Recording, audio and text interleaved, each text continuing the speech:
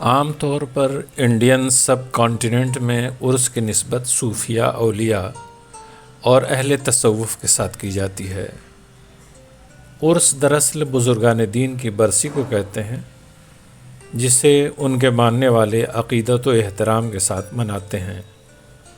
لیکن ہسٹری میں کچھ بادشاہ ایسے بھی گزرے ہیں جن کے ساتھ عوام نے والہانہ عقیدت کا مظاہرہ کیا، اور ان کے انتقال کے بعد ان کا عرس بھی منایا جانے لگا۔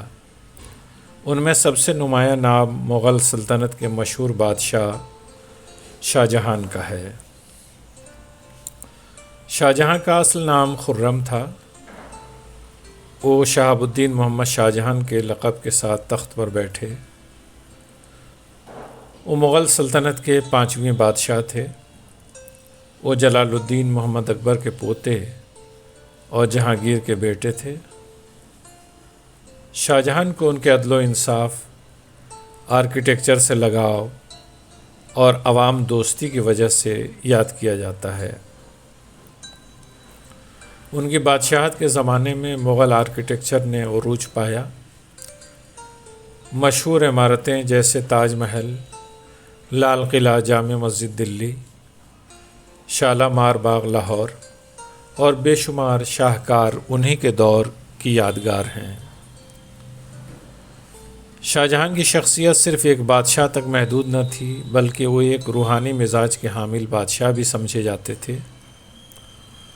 اگرچہ وہ رسمی معنوں میں صوفی نہ تھے، لیکن ان کی نسبت صوفیاء کرام سے رہی۔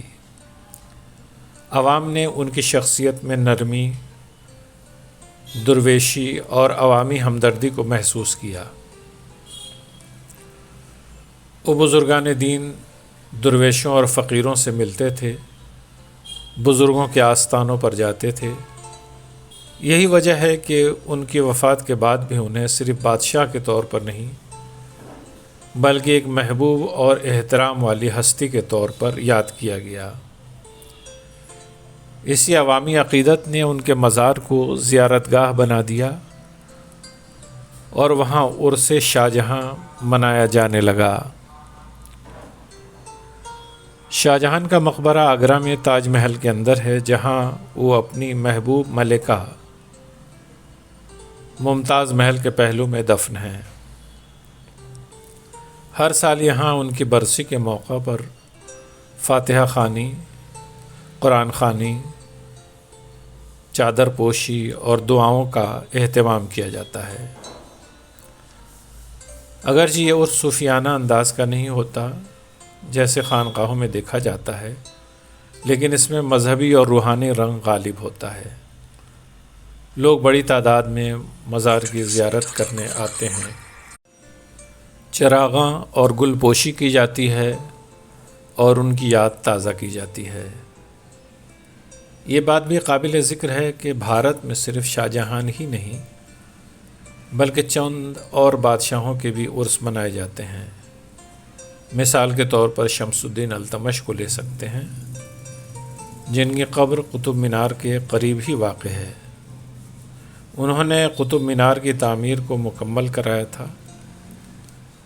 اس سے یہ ظاہر ہوتا ہے کہ ملک کی عوامی روایت میں بادشاہ اگر مقبول ہوں اور ان کی ذات سے روحانی یا عوامی تعلق محسوس کیا جائے، تو انہیں بھی صوفیوں کی طرح عقیدت سے یاد کیا جاتا ہے۔